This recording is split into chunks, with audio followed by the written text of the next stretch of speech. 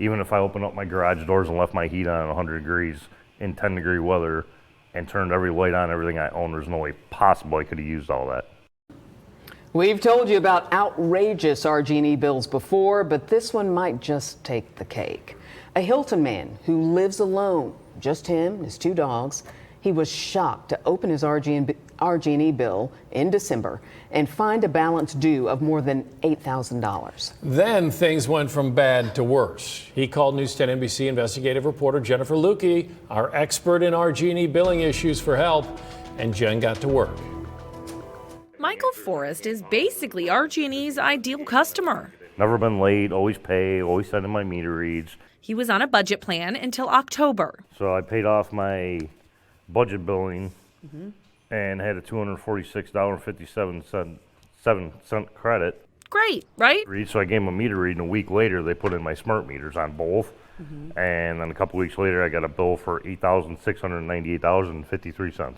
What went through your mind when that bill arrived? There's no way possible.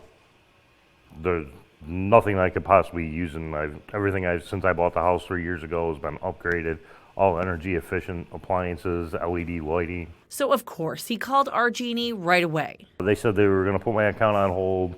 They were going to do an investigation. Mike waited. The 29th of January, they gave me a bill for $9,038.71 and no explanations. So obviously I called them that night again too. Still no answers. Then another bill. $10,245.67 bill. So what on earth is going on here? How did he go from a $250 credit to a more than $10,000 bill? Mike brought a tech in to make sure that his 200-year-old home didn't have any major leaks.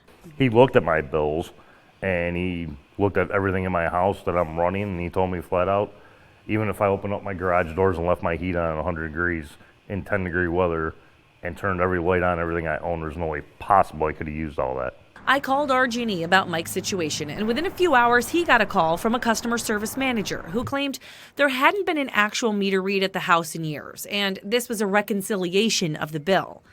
But Mike remembers RG&E in his house in the last 3 years and says he has submitted his own readings along the way.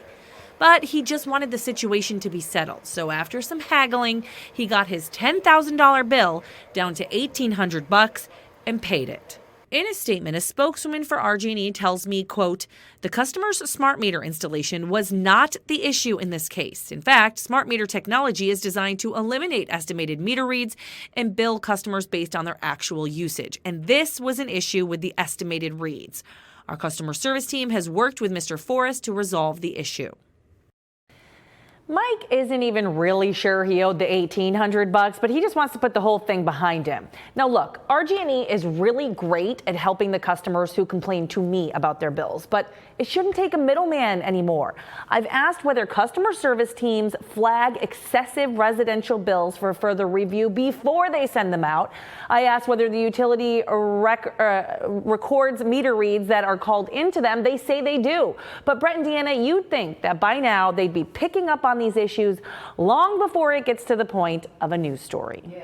I'm telling you, I sit across the room from you. I know this is a wild example, but we hear you on the phone every day. You're getting all these calls from people and emails from people who are having RG&E customer service issues. Yeah, I mean, how do people know whether the bill they're looking at is accurate? Yeah, whether it's $10 or $10,000, that's $1 million question. RG&E has maintained that smart meters will help with a lot of these issues. They've hired hundreds of people. The CEO, as you know, has sat down for several interviews with me about these problems, but there is no doubt many customers are still running into issues.